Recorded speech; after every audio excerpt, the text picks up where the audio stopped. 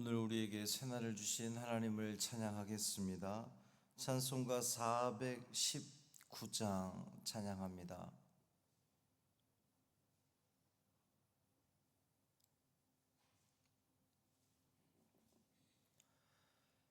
찬송 419장 주 날개 및 내가 편안히 쉬네 찬양함으로 새벽 기도회를 시작하겠습니다. 주 날개 밑 내가 편안히 쉬네 밤 깊고 비바람 불어쳐도 아버지께서 날 지켜주시니 거기서 편안히 쉬리로다. 주 날개 밑 평안하다. 그 사랑 끊을 자 위뇨. 주 날개 밑 내 쉬는 영혼 영원히 거기서 살리. 주 날개 밑 나의 피난처 되니 거기서 쉬기를 원하노라. 세상이 나를 위로치 못하나 거기서 평화를 누리리라. 주 날개 밑 평안하다. 그 사랑 끊을 자 위뇨. 주 날개 밑 내 쉬는 영혼 영원히 거기서 살리. 주 날개 밑 참된 기쁨이 있네. 고달픈 세상 길 가는 동안 나 거기 숨어 돌보심을 받고 영원한 안식을 얻으리라. 주 날개 밑 평안하다. 그 사랑 끊을 자 위뇨. 주 날개 밑 내 쉬는 영혼 영원히 거기서 살리. 아멘. 사도신경으로 우리의 신앙을 고백하겠습니다. 전능하사 천지를 만드신 하나님 아버지를 내가 믿사오며 그 외아들 우리 주 예수 그리스도를 믿사오니 이는 성령으로 잉태하사 동정녀 마리아에게 나시고 본디오 빌라도에게 고난을 받으사 십자가에 못 박혀 죽으시고 장사한 지 사흘 만에 죽은 자 가운데서 다시 살아나시며 하늘에 오르사 전능하신 하나님 우편에 앉아 계시다가 저리로서 산자와 죽은 자를 심판하러 오시리라. 성령을 믿사오며 거룩한 공회와 성도가 서로 교통하는 것과 죄를 사하여 주시는 것과 몸이 다시 사는 것과 영원히 사는 것을 믿사옵나이다. 아멘. 아모스 5장 1절부터 13절까지 말씀입니다.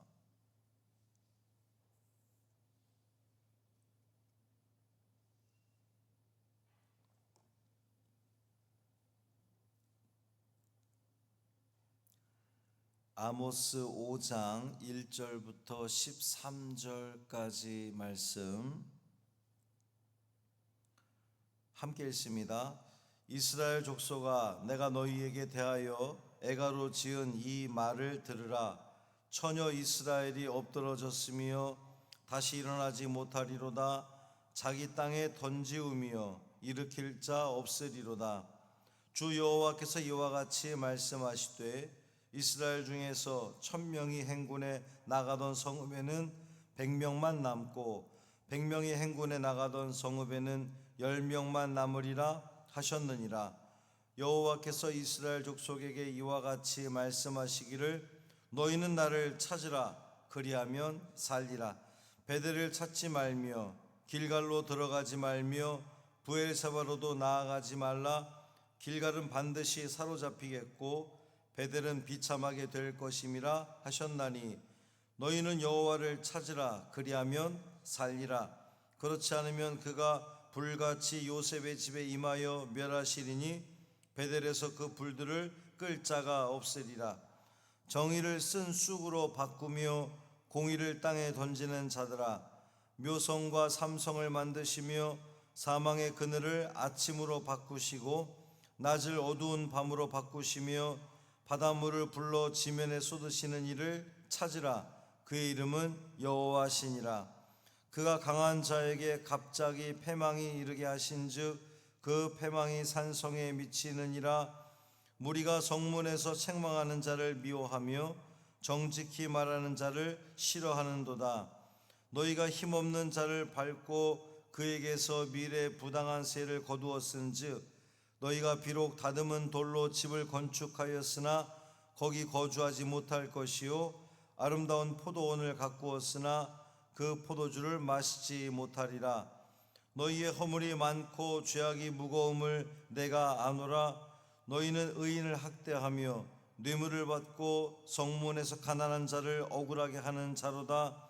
그러므로 이런 때에 지혜자가 잠잠하나니 이는 악한 때임이니라. 아멘. 이 말씀 하나님 말씀입니다. 주님을 찾으십시오. 그러면 삽니다. 오늘 5장 1절 위에 성경의 제목이 달려 있는데 애가 이렇게 되어 있습니다. 이 애가는 말 그대로 슬픔의 노래, 예레미야 애가가 떠오르죠. 구약 성경에서 이 애가는 비탄의 노래, 슬픔의 노래, 눈물의 노래, 그렇습니다. 이 애가는 아직 심판이 일어나진 않았지만 이것이 마치 일어난 것처럼 그 완료형으로 이 표현을 쓰거든요. 하나님께서는 이미 아직 심판이 이루어지지 않았지만 그것이 다 무너지지 않았지만 이미 무너진 것으로 표현하시면서 하나님이 비탄해 하시는 거예요. 그러니까 예레미야 애가 그러면 예레미야의 눈물의 노래지만 사실은 하나님이 눈물 흘리시는 겁니다. 눈물을 왜 흘립니까? 안타까움의 눈물을 흘리는 겁니다. 당신의 백성이 끝까지 당신을 찾지 않고 당신을 떠나서 멸망당할 게 분명하거든요. 그래서 하나님은 이미 멸망당하는 것으로 완료형으로 표현하시면서 슬픔의 노래, 그만큼 이스라엘의 영적 상태가 심각했다는 거죠. 2절에 보면 처녀 이스라엘이 엎드러졌으며, 이 처녀 이스라엘이 엎드러졌다라고 하는 표현에서 알 수 있는 것은 처녀 이스라엘은 한 번도 엎드러진 적이 없는 근데 그 이스라엘을 표현하는 겁니다. 그것이 엎드러져서 다시는 일어나지 못한다는 거예요. 그만큼 무너졌다는 것을, 완벽하게 다시는 일어설 수 없을 정도로 완벽하게 무너졌다는 것을 이야기합니다. 중요한 것은 하나님은 심판만이 아니라 돌아올 길을 열어두고 계시다는 사실입니다. 이것이 우리에게 소망이 되는 거예요.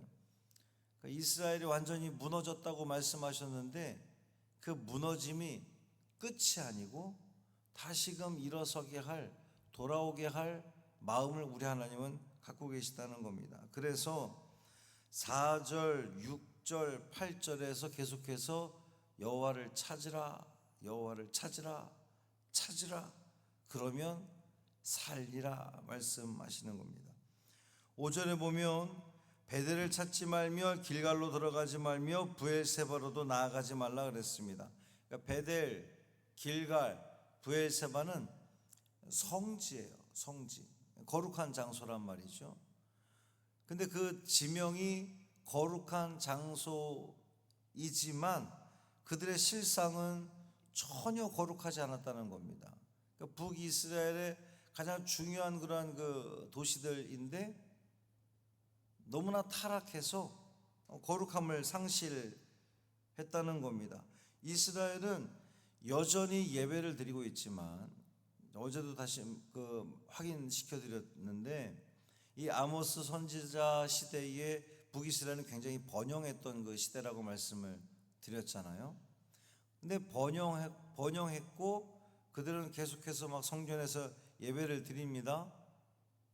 그런데 우리가 지금 아모스서를 계속 읽어 내려가면서 확인할 수 있는 것은 예배는 드리고 있지만 그들의 삶은 정의롭지 못한 겁니다. 오늘 본문에도 계속 그 얘기를 하는 거예요.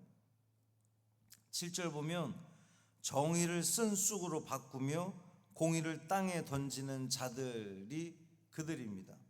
10절에 보면 무리가 성문에서 책망하는 자를 미워하며 정직히 말하는 자를 싫어하는도다 그랬습니다. 이 당시 성문이라 하면 우리가 생각하는 그냥 단순히 문이 아니라 거기서 재판이 이루어지는 거예요. 그러면 재판정에서 제일 중요한 것은 공의잖아요. 정의. 근데 그 정의가 다 무너진 겁니다. 진실이 미움받고 거짓이 우대받는 장소가 이 재판정이 되고 만 곳이죠. 11절 보면 너희가 힘없는 자를 밟고 그에게서 미래 부당한 세를 거두었다 그랬습니다. 이스라엘의 지도층은 힘없는 자를 밟고 미래 부당한 세를 거두면서 자기들의 배는 계속해서 채워나갔단 말이죠. 그래서 하나님 말씀하시기를 너희가 비록 다듬은 돌로 집을 건축하였으나 거기 거주하지 못할 것이요 너희들이 그렇게 가난한 사람들을 압제해서 그들을 탈취하여서 자기들의 배를 채운다 한들 너희들이 새롭게 지어서 뭔가 더 좋은 것을 꿈꿔보지만 하나님은 거기에 들어가지도 못하게 할 것이다. 그만큼 패망을 말씀하시는 겁니다. 거듭 말씀드리지만 하나님께서 이렇게 패망과 멸망을 선포하시는 이유가 어디 있습니까? 그 심판이 끝이 아니라 회복을 원하시기 때문에 그런 겁니다. 이 멸망을 통해서, 이 심판을 통해서 자기들이 멋지게 지은 집에 들어가지 못할 정도로 모든 것이 다 무너지는 그때에 찾으라는 거예요. 제발 좀 돌아오라는 하나님 말씀입니다. 12절에 보면 너희의 허물이 많고 죄악이 무거움을 내가 아노라 그랬습니다. 너희는 의인을 학대하고 뇌물을 받고 성문에서 가난한 자를 억울하게 하는 자노라. 내가 안다는 겁니다. 하나님이 아신다는 거예요. 사람은 아무리 그것을 포장하고 감추려고 하고 그게 그렇잖아요. 가난한 사람들의 것을 부당하게 뺏어놓고서는 자기들은 의로운 척하는 거거든요. 아무렇지 않은 척. 근데 하나님은 다 아신다는 겁니다. 인간이 아무리 교묘하게 그것을 내가 가난한 자를 압제하는 게 아닙니다, 나는 의로운 사람입니다, 아무리 자신을 포장하려고 해도 하나님은 결국 아신다는 거예요. 하나님이 다 아시니 우리가 해야 할 일은 무엇입니까? 하나님 앞에 회개하는 겁니다. 돌아오는 겁니다. 하나님을 찾는 겁니다. 그러면 살리라 그랬어요. 하나님을 찾는다는 게 뭡니까? 우리가 오해하지 말아야 되는 것이 있는데, 오늘 이 말씀을 통해서 계속해서 강조하는 것은 이스라엘은 이미 예배를 잘 드리고 있었단 말이죠. 근데 예배는 잘 드리는데 그들의 삶은 옳지 않았습니다. 가난한 자들을 무시하고 압제하고 고통을 가중시켰거든요. 그럼 그들의 예배가 진정한 예배라고 볼 수 있습니까? 하나님이 받으신 예배가 될 수 없다는 걸 지금 이야기하는 거예요. 그러니까 하나님을 찾으라고 하는 말을 우리가 오해하지 말 것은, 하나님을 찾으라 그랬더니 예배만 잘 드리면 됐지, 그렇지 않다는 겁니다. 우리가 이 성전에 나와서 하나님을 거룩하게 하나님을 멋지게 예배하는 것 같지만 그 삶이 하나님이 원하는 삶이 아니라면, 그 입술로, 그 눈빛으로, 행동으로 누군가를 힘들게 하고 어렵게 하고 고통을 주고 가난한 자를 외면하고 정의롭게 살지 못하고 거짓된 삶을 살아간다면 그 예배 전혀 소용이 없다는 걸 지금 말씀하는 겁니다. 그러면 하나님을 찾는 게 뭡니까? 하나님을 찾으라, 살리라 그랬거든요.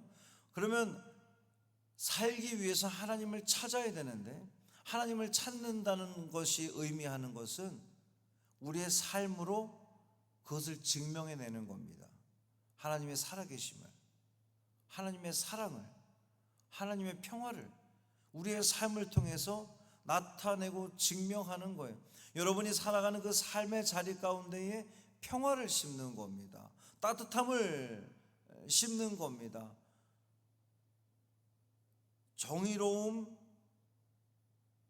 올바름, 진실됨을 심는 겁니다. 우리의 삶의 자리가 하나님의 정의와 공의가 실현되는 그 삶이 되도록, 그 자리가 되도록 여러분 애써야 됩니다. 정직함을 끝없이 추구하며 살아가야 됩니다. 우리 주변을 살펴보면서 힘 없는 자, 쓰러진 자, 연약한 자를 그 손 붙들어서 일으켜 주는 겁니다. 나만 그냥 잘 가면 됐지, 결코 하나님이 원하시는 길이 아니라는 거예요. 하나님은 오늘도 그 생명의 길, 살리라 그랬으니까 생명의 길로 우리를 초대하시는 겁니다. 이 삶을 기꺼이 주님께서 말씀하신 대로 순종하며 살아가는 저와 여러분의 삶이 되기를 바랍니다. 그것이 하나님을 찾는 곳이고, 하나님을 찾는 자 하나님 생명을 주실 줄 믿습니다. 오늘도 주님이 주시는 그 은혜 가운데에 사는 생명을 누리는 복된 삶 되기를 주님의 이름으로 축복합니다. 살아계신 아버지 하나님, 오늘 우리를 살리기 위해서 경고하시는 주님 말씀 앞에 서게 됩니다. 우리가 겉으로는 예배도 하고 봉사를 하고 때로는 전도도 하고 헌금도 열심히 드린다고 하는데, 그 삶에 주님의 마음이, 주님의 사랑이, 주님의 평화가 깨져 있다면, 잃어버린 채로 살아간다면 아무런 의미가 없음을 다시 한번 깨닫게 해주셔서 감사합니다. 주님, 우리의 삶 가운데 정말 주님이 원하시는 삶을 살게 하여 주옵소서. 가난한 자, 고아와 과부, 병든 자, 연약한 자 외면하지 않게 하시고 그들을 돌보며 그들을 품어주며 그들의 손을 붙잡아 일으켜주며 우리의 삶 가운데에 하나님의 정의와 공의를 실현하기 위해서 끝없이 애쓰는 삶을 살아감으로 말미암아 주님이 주시는 생명, 살리라, 생명, 영생을 누리는 믿음의 자녀들 되게 하여 주옵소서. 하나님께서 사랑하시는 우리 장진수 집사님, 이제 주님의 때가 찼나 봅니다.